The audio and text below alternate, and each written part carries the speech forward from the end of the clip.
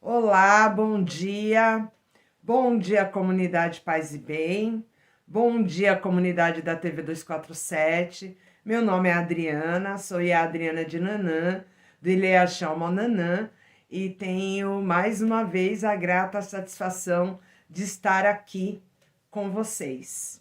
Bom, como todo programa, é tradição, a gente começa a falar sobre a gratidão. Considero a gratidão como um ebó poderosíssimo.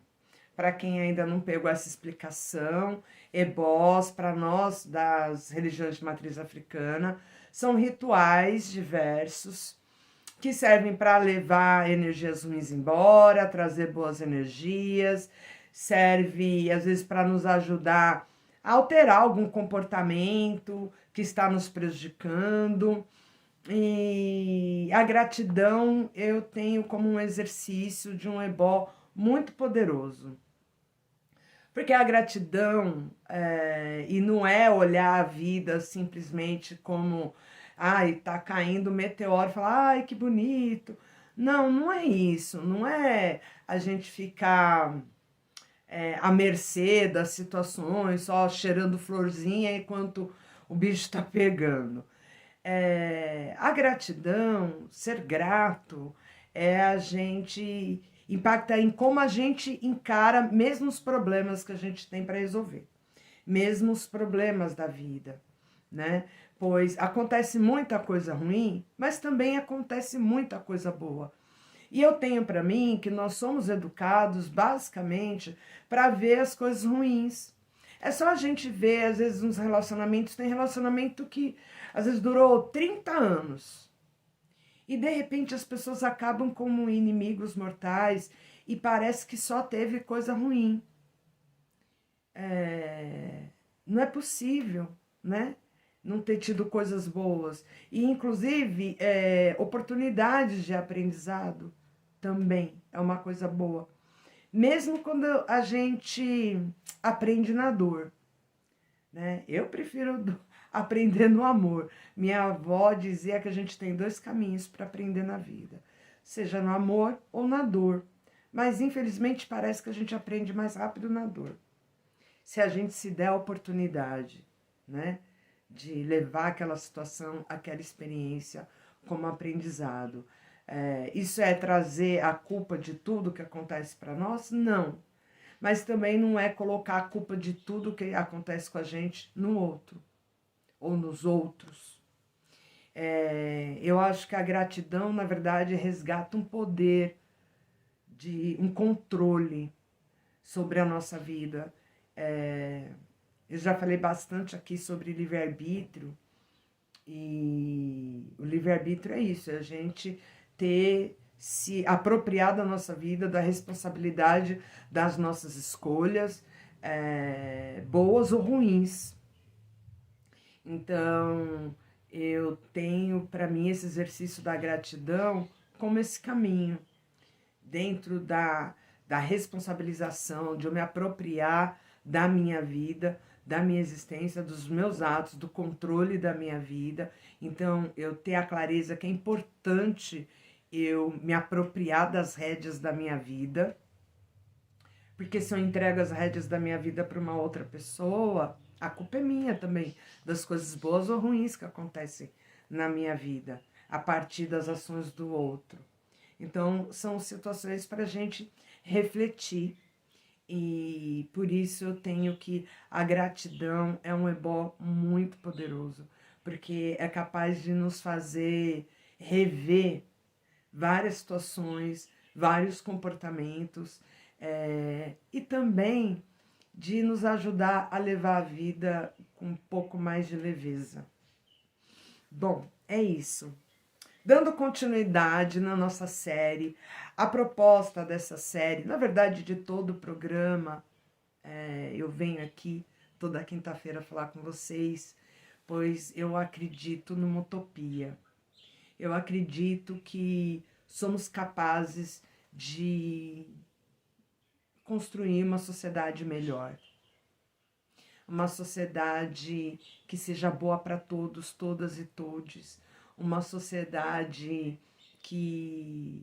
onde a gente não precisa fingir que é uma coisa que não é, ou se adequar em moldes que jamais seremos capazes de nos encaixar, respeitando a nossa natureza e respeitando a natureza do outro, a crença, a cultura do outro, e possamos, como uma grande família, a gente aprender com as boas práticas. E aí eu procuro trazer aqui as boas práticas, as boas lições, os mitos da cultura tradicional de matriz africana.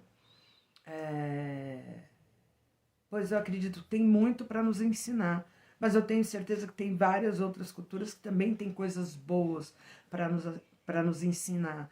Eu acho que a humanidade já está num ponto que somos capazes de usar a tecnologia, o nosso conhecimento, o acesso, que hoje, com equipamento, com um único aparelho de telefone na palma da mão, eu consigo saber o que está acontecendo do outro lado do mundo, e o outro lado do mundo consegue saber o que eu estou fazendo aqui, ou pensando por aqui. Então, a gente pode transformar todos esses algoritmos que estão por aí pelas redes, que estão muito estruturados no benefício do capital, mas tudo isso é construído por pessoas, por pessoas. Então eu acredito que a gente pode e deve redesenhar tudo isso para que pessoas passem a valer mais do que o capital, para que a humanidade seja mais importante do que o capital.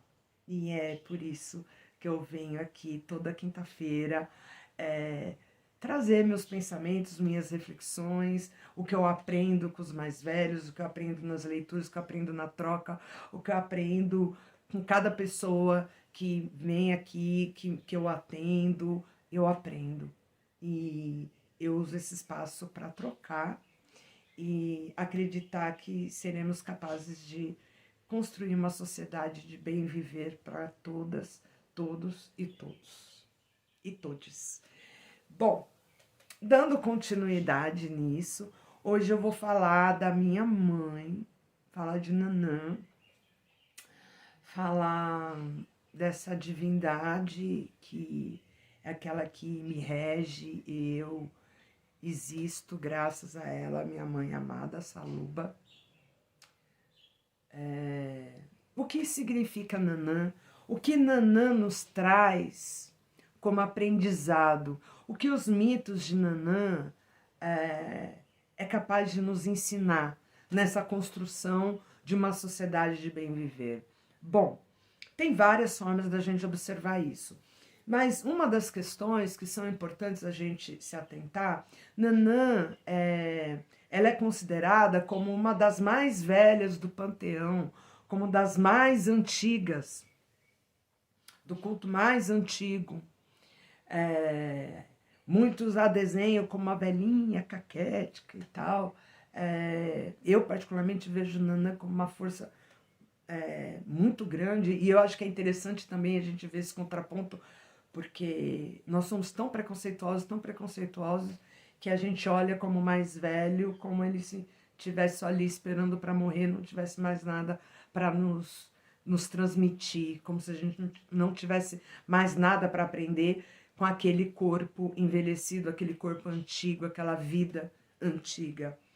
E Nanã nos ensina que, com a base do culto à ancestralidade, o culto ao mais velho, é você lembrar que se eu não souber de onde eu venho, e quem tem esse onde eu venho é o meu mais velho, eu não tenho como saber quem eu sou hoje. E se eu não sei quem eu sou hoje, eu nunca vou... Como eu vou saber o que serei amanhã? E aí é onde eu acredito que hoje em dia a gente tão conectado, tão ligado, tantas redes, várias redes sociais e várias formas de comunicação, a gente conversa, dialoga com um monte de gente, mas a gente perde a oportunidade de dialogar com aquele que está ali do nosso lado, com o nosso mais velho, seja uma mãe, um pai, um avô, uma bisavó, ou uma vizinha, uma senhorinha, de ouvir as histórias. Eu sou de um tempo onde se a gente estava brincando na rua e você via uma pessoa, principalmente uma mulher mais velha, carregando uma sacola, transportando algo pesado, indo para casa, a gente se oferecia para ajudar. E nesse percurso, às vezes um quarteirão, 2, às vezes até 3, você levando aquele peso, ajudando aquele mais velho, sempre tinha, às vezes, um ensinamento, uma conversa, uma história. E sempre tem um aprendizado numa história de vida. O mais velho, ele é sábio porque ele viveu mais. E aí, hoje nós temos acesso a tantas universidades, e é bom, é positivo isso, de termos mais acesso aos livros, à informação, de fazer os cursos, fazer curso universitário, mestrado, doutorado, pós-doc, viajar o mundo. Só que uma coisa que eu tenho refletido muito é que tem uma grande diferença entre ser sábio, ter sabedoria e ter conhecimento. Porque hoje as pessoas acreditam que pelo fato de ela ter lido dezenas, centenas de livros, a fala daquele mais velho não tem significado. Ele não precisa ouvir aquele mais velho. Olha, se você ouvir um mais velho, conviver, se permitir, e não é só de sangue, da sua comunidade, se você se preocupar com esse mais velho, se der a oportunidade dessa convivência de alguma forma, de repente você pode direcionar muito melhor esse conhecimento que você adquiriu. E tanto é fato que ter acesso a conhecimento não significa sabedoria, que hoje tem pessoas com mestrado e doutorado alegando que a Terra é plana. Isso é coisa de gente sábia. Não é? Tem gente com mestrado, doutorado, tem médicos. Ou seja, o médico no Brasil, quantos anos ele tem que ficar numa universidade? Quantos anos ele tem que ficar estudando em período integral? Tem 6 anos do curso básico e depois, sei lá, mais 2, 3 anos de especialização. Essa pessoa fica quase 10 anos lendo, estudando, para depois estimular as pessoas a não tomar vacina ou tomar medicações de acordo com o direcionamento do capital, instruído pelas farmácias, mais interessado no que diz a farmácia o capital do que aquele corpo que está na sua frente, aquele corpo vivo. Não um cadáver num laboratório, um corpo vivo, com história de vida. E sua história de vida muitas vezes impacta nas doenças, as questões que ele está te levando ali, naquele momento. E você não ouve. Você não ouve o paciente.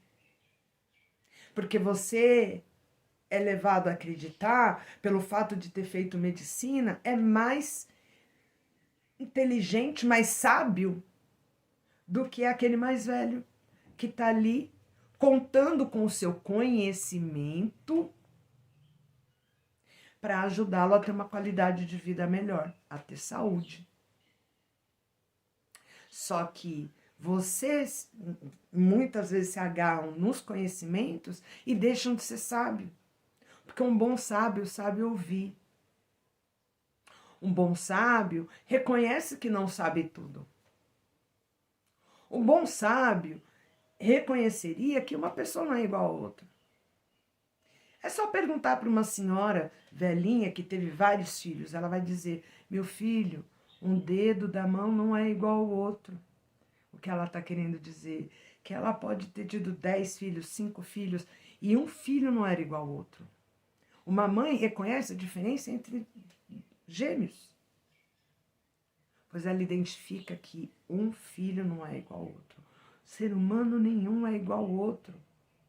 Então, apesar de você ter adquirido todo aquele conhecimento no curso de medicina, ter lido todos aqueles livros, caríssimos inclusive, não lhe impede de aprender com uma nova vida que chega à sua frente. E agregar a sabedoria daquele corpo com o conhecimento que você adquiriu na faculdade.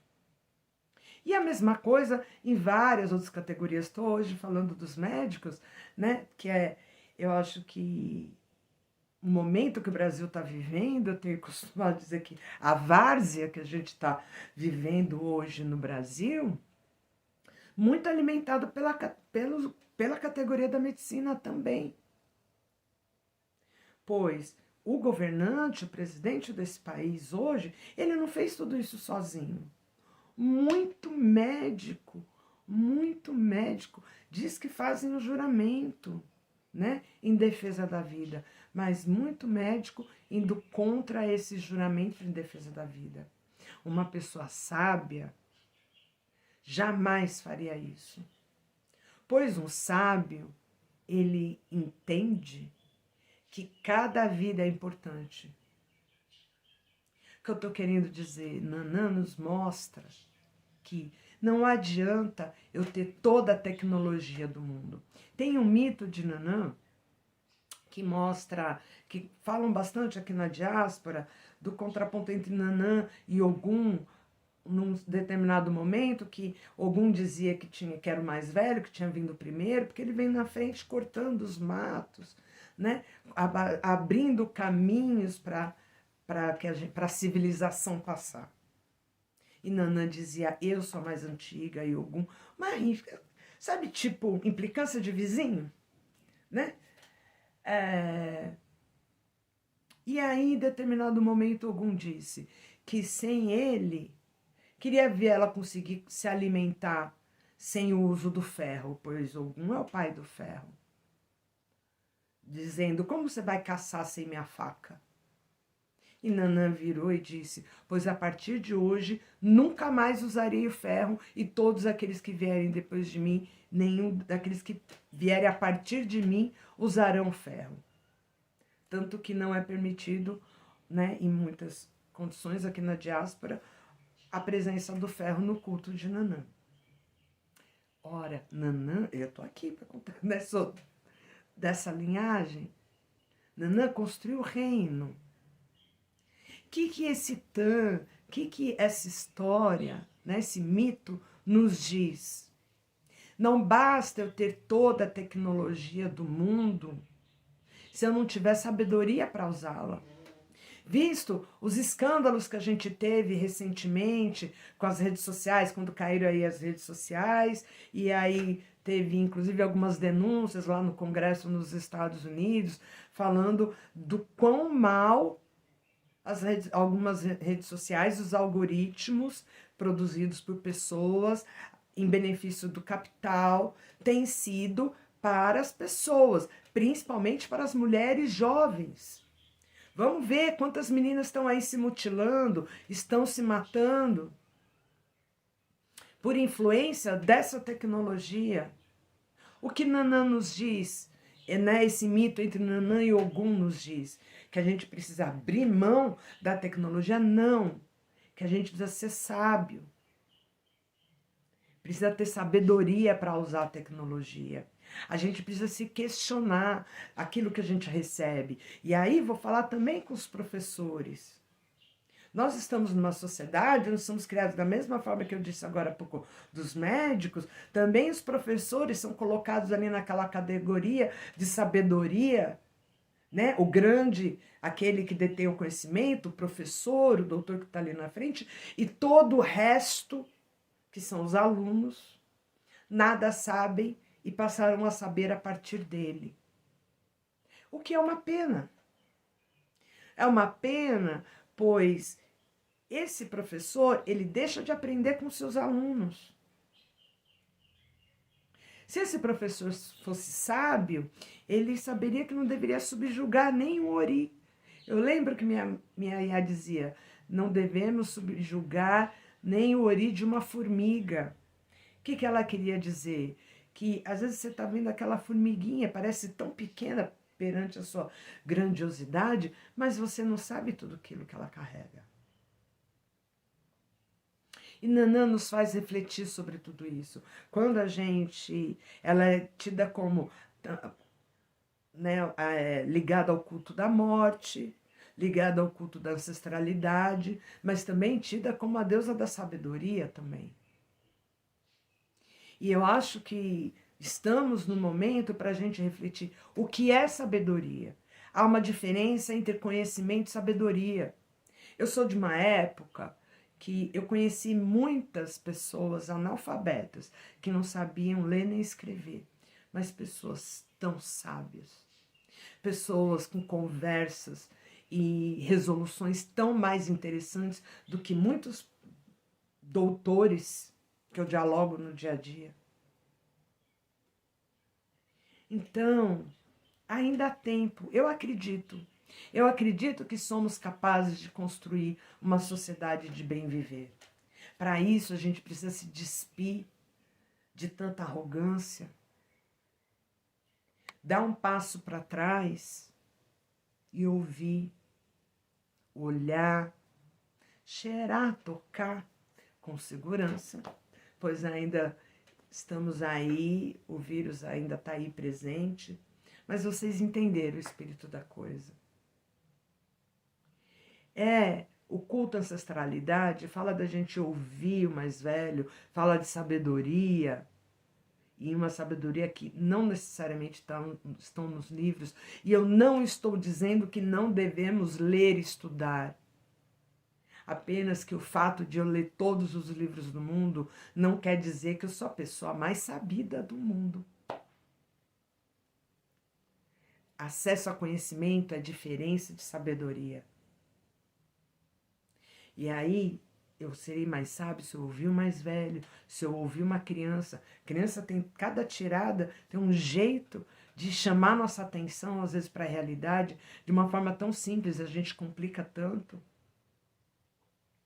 Bom, é isso, a dica de hoje. Eu espero que vocês tenham gostado da nossa reflexão. Mande sua mensagem, mande seu comentário, eu sempre leio. Mandem perguntas também. Eu gosto muito de trocar com vocês, aprendo muito com as perguntas e os questionamentos que vocês mandam. Um beijo grande e até quinta-feira que vem.